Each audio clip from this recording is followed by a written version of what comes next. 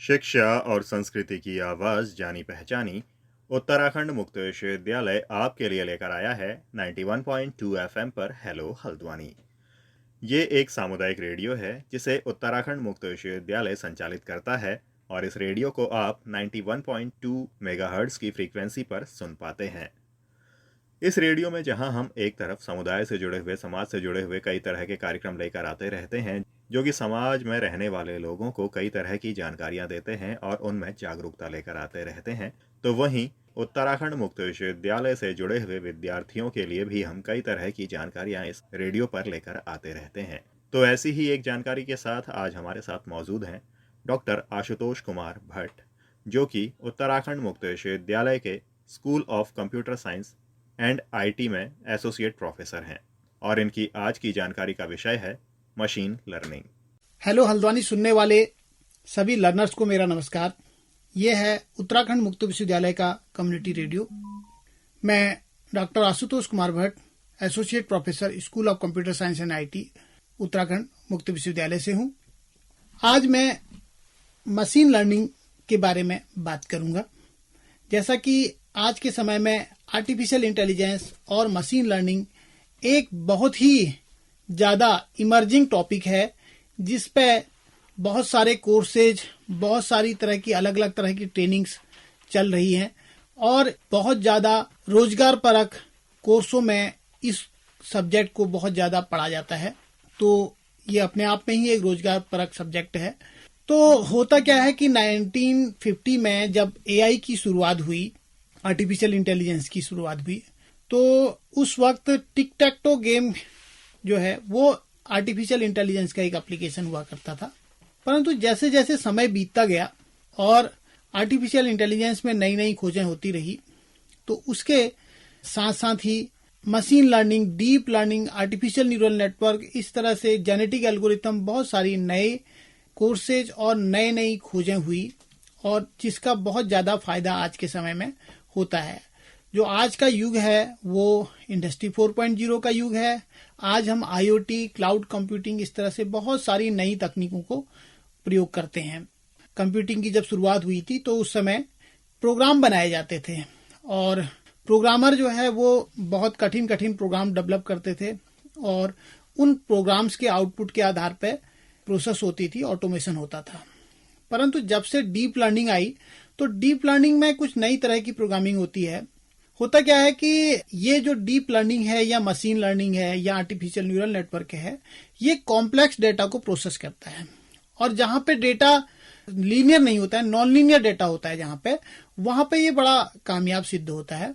और इसका प्रयोग जो है, जो कॉम्प्लेक्स प्रॉब्लम्स हैं उनको सॉल्व करने के लिए होता है और ये बड़े आसानी से उनको सॉल्व कर लेता है।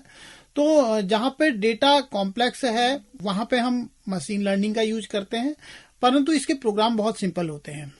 तो जो एआई है, सबसे पहले एआई टर्म आया जब 1950s में जब शुरुआत हुई तो उस समय आर्टिफिशियल इंटेलिजेंस कहा जाता था, एआई ही था उस वक्त।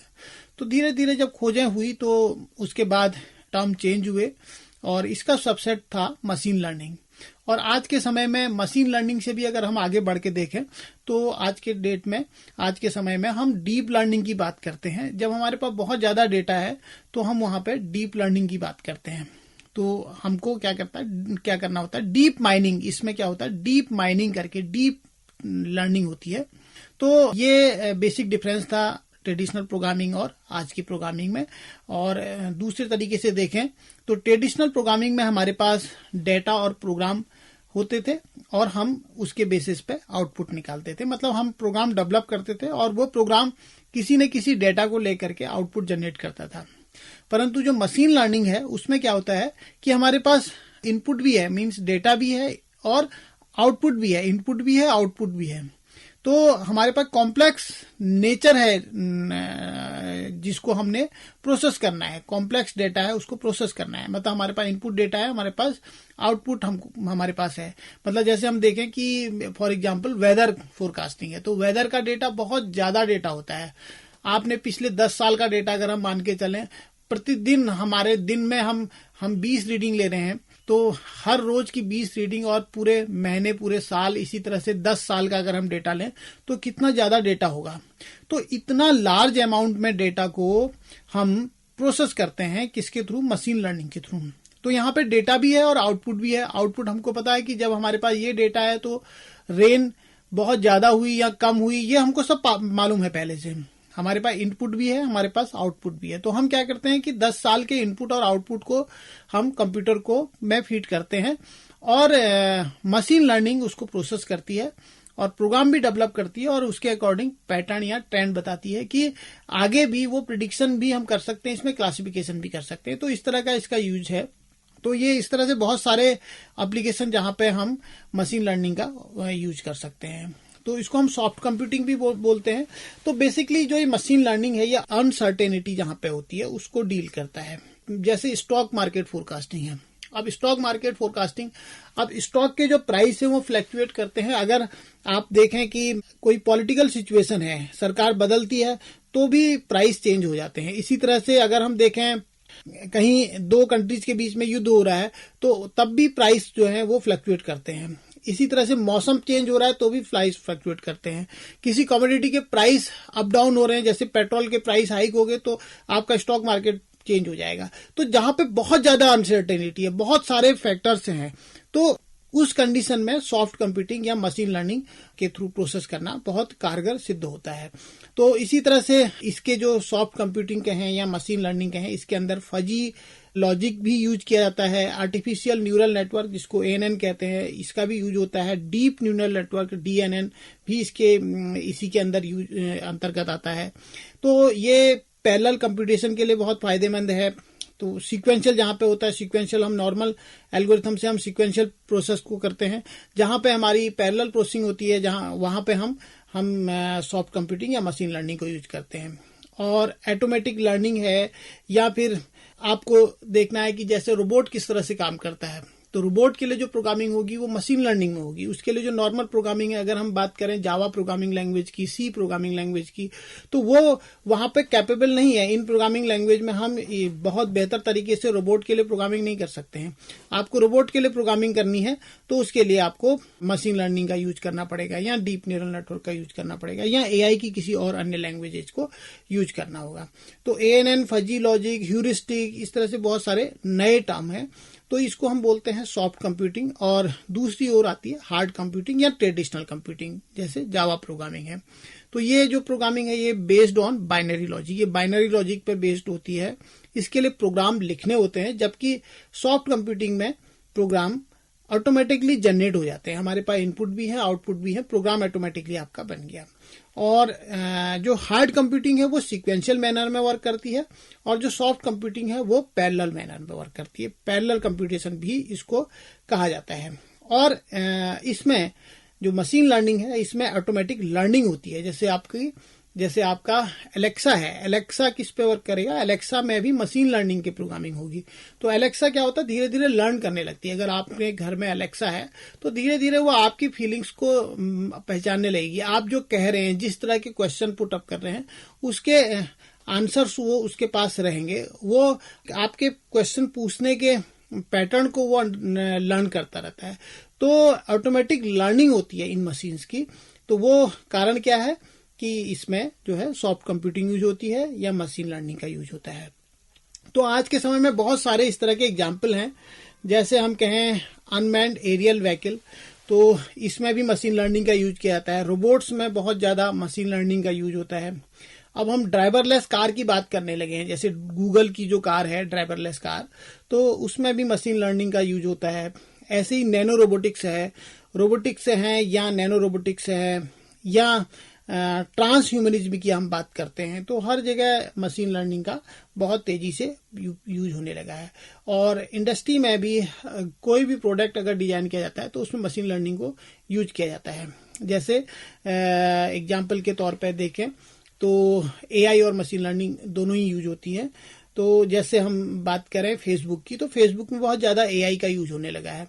फेसबुक भी आपके पैटर्न को, आपके सर्चिंग पैटर्न को, आप किस तरह की फोटो अपलोड करते हैं, किस तरह की चीजें आप उसमें सर्च करते हैं, तो वो आपके पैटर्न को फाइंड आउट कर लेता है, उसको लर्न कर लेता है, तो आपको उसी तरह के ऐड फिर से वो सजेस्ट करेगा।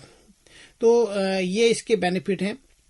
और इसके अलावा आज की डेट पर हम कहते हैं गूगल एआई, या ब्लूमबर्ग ने इसको मशीन इंटेलिजेंस बोला, ऐसे गूगल ने इसको टर्म दिया आर्टिफिशियल इंटेलिजेंस, ऐसे ही माइक्रोसॉफ्ट ने इसको मशीन लर्निंग बोला। तो ये सारे टर्म लगभग एक से हैं। आर्टिफिशियल इंटेलिजेंस कहें या मशीन लर्निंग कहें या कॉग्निटिव कंप्यूटिंग कहें या मशीन इंटेलिजेंस कहें, ये लगभग सभी टर्म एक से हैं। तो शुरुआत में एआई कहा जाता था, धीरे धीरे और इसको जो है इसमें जब जैसे जैसे इसमें डेवलपमेंट हुए तो इसके टर्म चेंज होते रहे। तो गूगल ने इसको एआई बोला, आर्टिफिशियल इंटेलिजेंस, ऐसे ही ब्लूमबर्ग ने इसको मशीन इंटेलिजेंस बोला। माइक्रोसॉफ्ट की लैंग्वेज में कहें तो एआई को ही मशीन लैंग्वेज बोलते हैं। ऐसे ही आईबीएम की टर्मिनोलॉजी में इसको कॉग्निटिव कंप्यूटिंग कहते हैं। तो लगभग हैं सारी चीजें एक ही। तो आजकल आईबीएम वॉटसन की जब हम बात करते हैं तो आईबीएम वॉटसन में भी जो एआई यूज होती है तो वहां पे हम इसको टर्म बोलते हैं कॉग्निटिव कंप्यूटिंग। तो मशीन लर्निंग के अंतर्गत और भी बहुत सारी चीजें आती हैं, जैसे इंडक्टिव लॉजिक प्रोग्रामिंग है, या एसोसिएशन रूल लर्निंग है, या डिसीजन ट्री लर्निंग है। इस तरह से बहुत सारी चीजें इसके अंदर हमारी इन्वॉल्व हैं। और हम इसके एप्लीकेशन भी अलग अलग एरिया में कर सकते हैं मशीन लर्निंग के। जैसे हमको इमेज क्लासिफिकेशन करना है तो इमेज क्लासिफिकेशन के लिए बेस्ट होती है प्रोग्रामिंग वो मशीन लर्निंग। ऐसी क्लस्टरिंग है, क्लस्टरिंग में आप अनसुपरवाइज न्यूरल नेटवर्क का भी यूज कर सकते हैं, मशीन लर्निंग का भी यूज हो सकता है। ऐसी कोई पैटर्न आपको आइडेंटिफाई करना है या स्पीच को रिकॉग्नाइज करनी है, स्पीच पहचाननी है किसी की, कोई वॉइस, किसी की वॉइस को रिकॉग्नाइज करना है, ऐसी करेक्टर रिकॉग्निशन है, तो हैंड राइटिंग रिकॉग्निशन है या टारगेट रिकॉग्निशन है, ये सारे एप्लीकेशन मशीन लर्निंग के ही हैं। आज के समय में अगर हम देखें कि जैसे अब मोबाइल में हम देखते हैं तो मोबाइल हमारी स्पीच को आइडेंटिफाई कर लेता है। हम बोलेंगे तो वो मोबाइल ऑटोमेटिकली ऑन हो जाएगा, हमारा फेस सामने आएगा, फेस रिकॉग्निशन, फेस सामने आते ही मोबाइल जो है उसको सेंस कर लेता है। अदरवाइज मोबाइल ओपन नहीं होगा जब तक वो हमारा फेस सामने नहीं आए। तो ये सारे एप्लीकेशन किसके हैं? मशीन लर्निंग के एप्लीकेशन है। ऐसे फॉल्ट डायग्नोसिस है, ये भी मशीन लर्निंग का एप्लीकेशन है। Natural language processing, natural language का मतलब यह है कि हमने किसी भी लैंग्वेज में हम बोल रहे हैं तो उसको प्रोसेस कर रहा है। क्रॉस लैंग्वेज कन्वर्सेशन, और आज के समय में तो बहुत सारी लैंग्वेजेस को हम एक रियल लाइव जो है हम कन्वर्सेशन कर सकते हैं। किसी और लैंग्वेज में कोई बोल रहा है तो लाइव कन्वर्सेशन हो सकता है। तो ये स्काइप ने का इसमें बहुत ज्यादा काम है, तो लाइव कन्वर्सेशन का, तो ये पॉसिबल हो गया आज के समय में। ऐसे ही monitoring of the critical ill patient, तो उनको क्रिटिकल पेशेंट को मॉनिटर करना है तो एआई का यूज होता है मशीन लर्निंग का। ऐसी रेगुलेटरी डिटेक्शन है या डेटा माइनिंग है। डेटा माइनिंग अपने आप में बहुत बड़ा वास्ट एरिया है, क्योंकि आज की डेट में बिग डेटा की बात कर रहे हैं हम। हमारे पास डेटा बहुत ज्यादा है, बहुत ज्यादा इंफॉर्मेशन है। अब उस इंफॉर्मेशन में से हमको जो हमारे काम की चीज है हमको एक्सट्रैक्ट करना है, मीनिंगफुल चीज एक्सट्रैक्ट करनी है, तो वो हम डेटा माइनिंग में करते हैं। तो इसमें भी मशीन लर्निंग का यूज होता है। ऐसे ही फाइनेंशियल प्रेडिक्शन है, जैसे मैंने अभी कुछ देर पहले मैंने आपको स्टॉक मार्केट प्रेडिक्शन की बात की, तो स्टॉक मार्केट प्रेडिक्शन में मशीन लर्निंग का बहुत बड़ा उपयोग है इसका। तो वहां पे हम इसमें प्रेडिक्शन कर सकते हैं, फोरकास्टिंग कर सकते हैं, चाहे वो म्यूचुअल फंड हो, चाहे शेयर मार्केट हो, तो या एक्सचेंज रेट हो, तो वो सब हम प्रिडिक्ट कर सकते हैं और बहुत आसानी से आज के समय में ये चीजें हो सकती हैं। ऐसी मार्केट परफॉर्मेंस है, जैसे सुपर मार्केट है, तो हमारे पास डेटा है सुपर मार्केट का, पिछले 10 साल का डेटा है। तो हमने क्या करना है कि उस डेटा से हमने फाइंड आउट करना है कि भाई 20 से 30 साल की उम्र के जो कस्टमर हैं वो किन चीजों को ज्यादा परचेज कर रहे हैं। तो हम इससे परचेज परफॉर्मेंस हम फाइंड आउट कर सकते हैं। तो हमने देखा कि वो जो क्लास है, वो सेगमेंट है, वो पर्टिकुलर किसी ब्रांड की किसी चीज को बहुत ज्यादा परचेज कर रहा है, तो स्पेशली उसकी मार्केटिंग वहां तक पहुंच सकती है। उस प्रोडक्ट की मार्केटिंग केवल उस सेगमेंट को कवर कर सकती है या उसको उसके फोकस करते हुए बनाई जा सकती है। तो इस तरह के काम इसमें होते हैं। फ्यूचर सेल्स है, प्रोडक्शन है, डिमांड है, रिक्वायरमेंट है, ये सारी चीजें हम मशीन लर्निंग के थ्रू कर सकते हैं। ऐसे ही एनर्जी रिक्वायरमेंट है या एनर्जी सी कंजम्पशन है या एनर्जी ऑप्टिमम यूज है, इसमें भी एआई का या मशीन लर्निंग का यूज हो सकता है, बहुत बेस्ट यूज हो सकता है। तो ये बहुत सारे जो यूजेज हैं, जो एरिया मैं आपको बता रहा हूँ, ये सारे एरिया, ये एप्लीकेशन एरिया जिन पे हम रिसर्च भी कर सकते हैं, जिनमें रिसर्च का भी बहुत ज्यादा स्कोप है। ऐसे ही क्रॉप प्रिडिक्शन है, रिवर फ्लो प्रिडिक्शन है, वेदर प्रिडिक्शन है, या वेदर फोरकास्टिंग है। इन सारे फील्ड्स में मशीन लर्निंग का यूज होता है। फॉल्ट प्रिडिक्शन के लिए भी हम इसका यूज करते हैं। जैसे इलेक्ट्रिसिटी फॉल्ट प्रिडिक्शन करना है, या बहुत हाई कॉस्ट की कोई मशीन है, हमको उसके फॉल्ट को प्रिडिक्ट करना है, या हमको उसका ऑप्टिमम यूज को प्रिडिक्ट करना है, तो वहां पे हम मशीन लर्निंग यूज कर सकते हैं। ऐसे ही इन्वायरमेंटल रिस्क, जैसे हम कहते हैं कि जो हमारा बरसात के समय में, रेनी सीजन में जो क्लाउड बस्ट है, इसको प्रिडिक्ट करना है, तो ये काम भी मशीन लर्निंग पे किया जा सकता है। क्लासिफिकेशन में बहुत सारे काम हो सकते हैं। मॉडलिंग में है, जैसे मॉडलिंग में बहुत सारे एप्लीकेशन है मशीन लर्निंग के, जैसे प्रोसेस कंट्रोल है, सिस्टम कंट्रोल है। केमिकल स्ट्रक्चर कोई प्रिपेयर करना है, तो वहां पे मशीन लर्निंग, जबकि ये केमिस्ट्री का फील्ड है, परंतु यहाँ पे भी ये कंप्यूटर साइंस बड़ा यूजफुल होता है, ये जो मशीन लर्निंग है। ऐसी डायनेमिक सिस्टम डेवलप करना है, सिग्नल कंप्रेशन का वर्क है, प्लास्टिक मोल्डिंग का है, वेल्डिंग कंट्रोल है, रोबोट कंट्रोल है। तो इन सब में मशीन लर्निंग को यूज कर सकते हैं। और इसके अलावा किसी भी अन्य सब्जेक्ट में, किसी भी एलाइट पे हम रिसर्च भी कर सकते हैं मशीन लर्निंग को लेते हुए। तो होता क्या है कि पहले जब आर्टिफिशियल न्यूरल नेटवर्क की बात करते थे, तो उसमें हम इनपुट लेते थे, और इनपुट जो हमारा है उसके फीचर एक्सट्रैक्शन का काम खुद करना पड़ता था। परंतु जब हम डीप लर्निंग की बात करते हैं, तो फीचर एक्सट्रैक्शन ऑटोमेटिकली हो जाता है। तो उसके बाद हम क्लासिफिकेशन करते हैं, फिर आउटपुट जनरेट करते हैं। तो मशीन लर्निंग की भी दो कैटेगरी हैं, supervise machine learning and supervise and unsupervise. तो सुपरवाइज न्यूरल नेटवर्क और अनसुपरवाइज न्यूरल नेटवर्क। तो सुपरवाइज में क्या होता है कि जहां पे सुपरवाइज के केस में when we have input as well as output, जब हमारे पास इनपुट भी है आउटपुट भी है, तो तब हम उसको सुपरवाइज्ड बोलते हैं।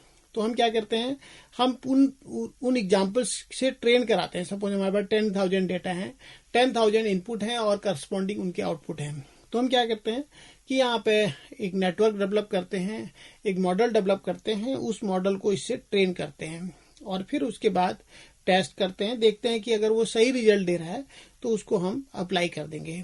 तो इसी तरह से अनसुपरवाइज न्यूरल नेटवर्क होता है, जिसमें हम क्लस्टरिंग करते हैं, जहां पे हमारे पास केवल इनपुट है, आउटपुट नहीं है, तो वहां पे हम क्लस्टरिंग करते हैं।